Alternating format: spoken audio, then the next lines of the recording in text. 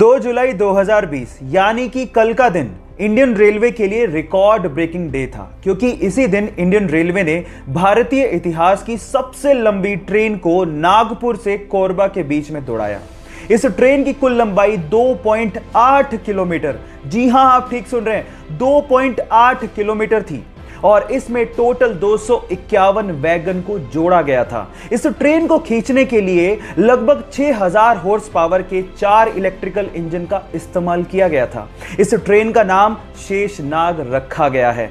इसके पहले तक लॉन्गेस्ट ट्रेन का रिकॉर्ड सुपर एनाकोंडा के नाम था। सो गाइस, इंडियन रेलवे की इस उपलब्धि के लिए एक लाइक तो बनता है।